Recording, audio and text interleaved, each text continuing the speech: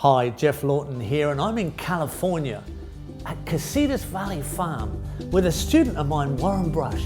And this is an interesting project that Warren's running because it's a conversion of a conventional farm into a really economic, money-producing permaculture system. Real diversity, making a good income.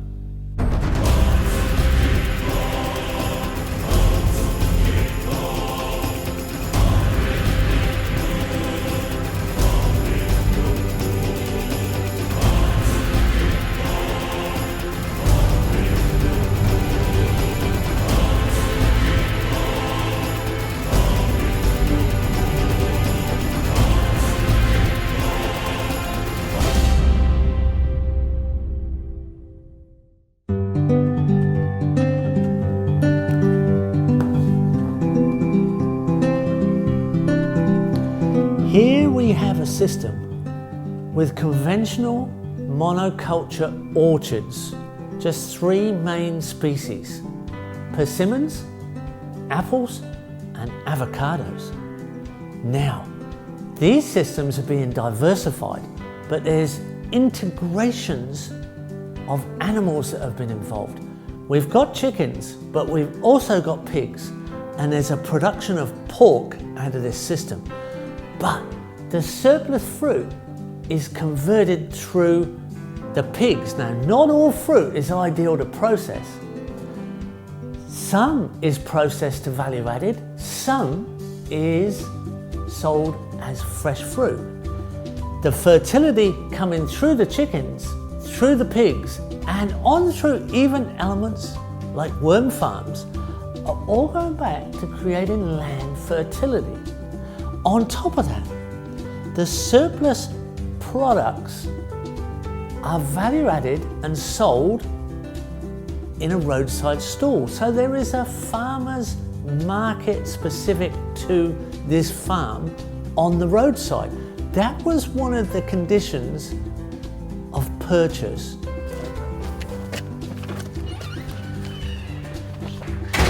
Well, this is our creamery, where we make our cheese, and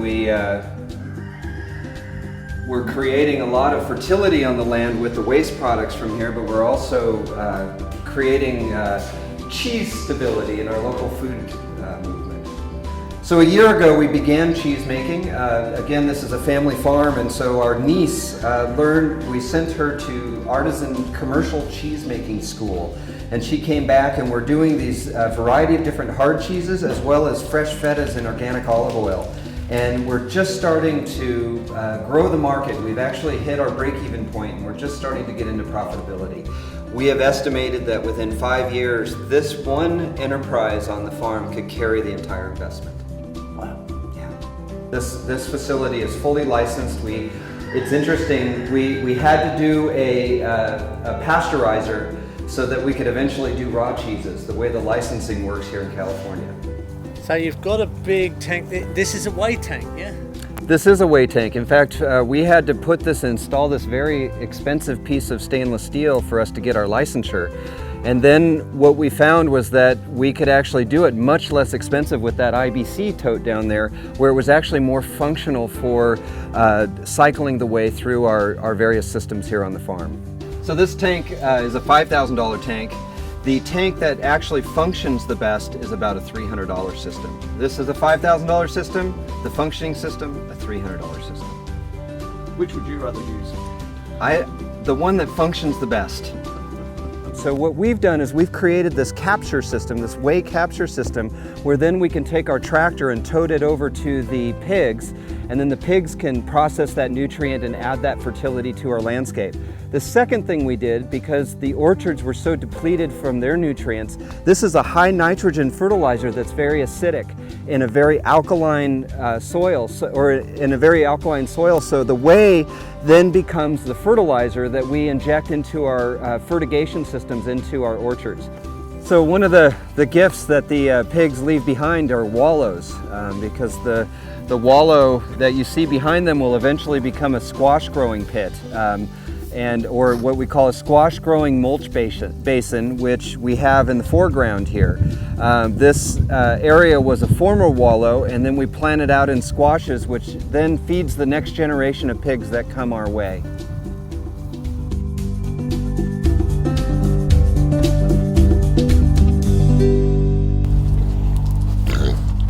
It's a solar food dryer.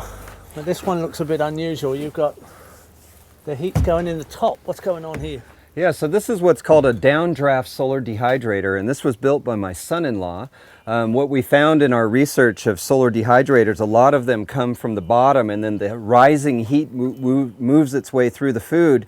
But what you find is the moisture levels get stuck in there, and so you get a lot of mildew and uneven drying. So this is a downdraft where the heat comes in the top, and the moisture pulls it down, and as the heat drops, in the back of this, there is a black pipe that extends above the entire system, and it creates a convection pole when the heat hits the black pipe. And so there's this cycling of hot air through here, but the moisture drops out and is pulled out through the convection pole in the black pipe.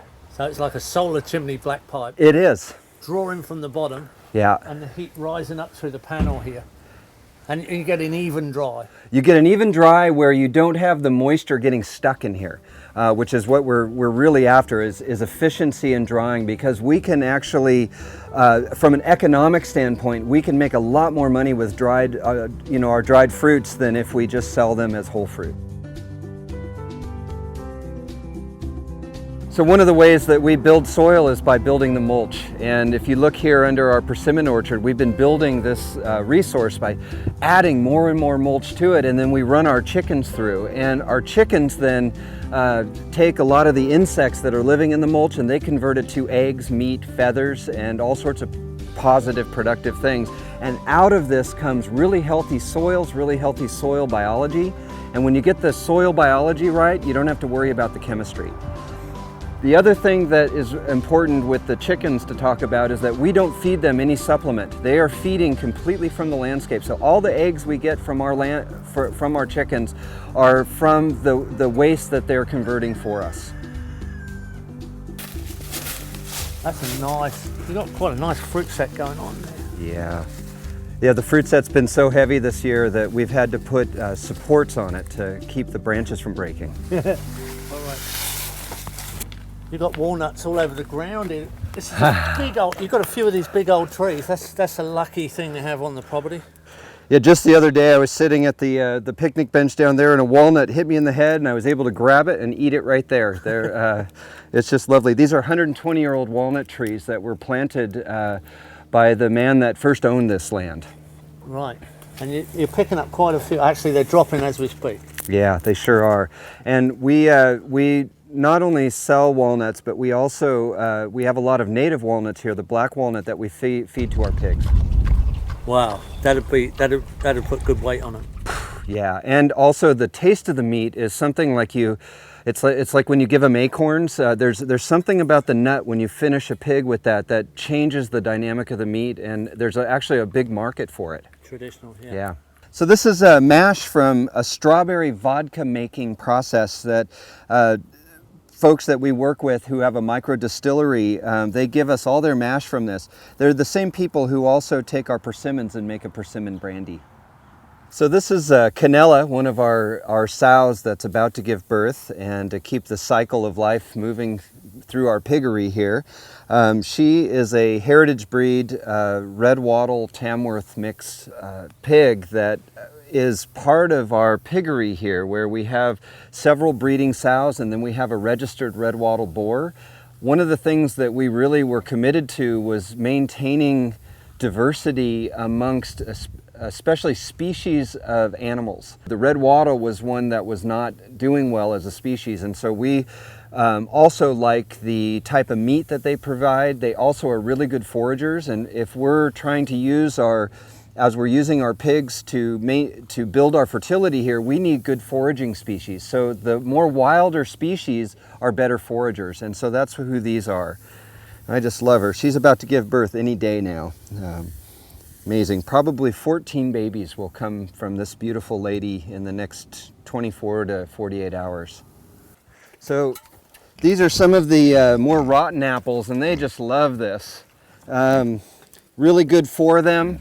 It also, this is a strategy that we use to break the cycle of the coddling moths. So when we bought this orchard, 90% of the fruit was actually damaged by coddling moth.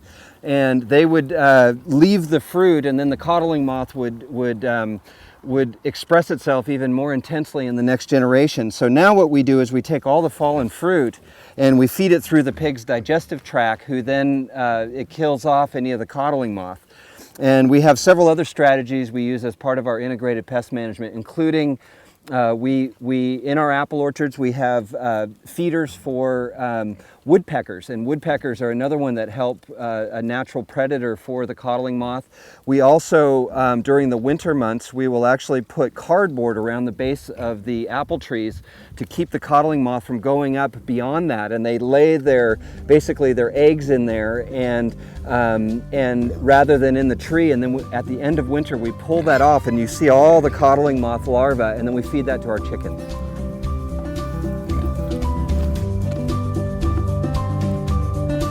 So for our long-term stability and resilience of this farm, we need redundancy in our water delivery systems. When we bought this farm, we had one pipe in from the municipality that was a highly chemified water, and it was literally killing the soil biology that was our hardest workers for our farm, is our soil biology, and the water itself was killing it. And so we had to dig a well, and one of the things that this well we decided to do to have long-term stability in it is to have it be that the water is pumped by the sun. So we've put this whole system together where the photons from the sun are converted into the power that runs the pump, and the pump only runs during the day and pumps up to 3 10,000 gallon tanks at the very top of our property, hundreds of feet up, and then from the gravity from that, the water comes down and feeds all of our orchards. And this is just the second system, and we hope to have even a third system, which is a horizontal well that we'll put up above the key point in our system.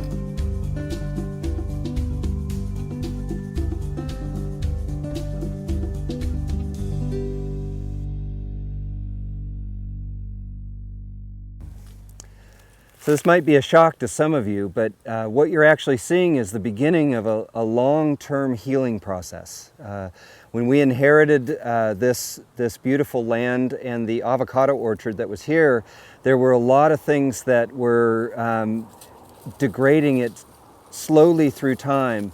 It was like the perfect storm of things that could go wrong with an avocado orchard before we bought this, and including a long-term drought here in our region, where these trees need the regular rainfall every year to wash through the salts that come from the waters that have been feeding these trees for so many years.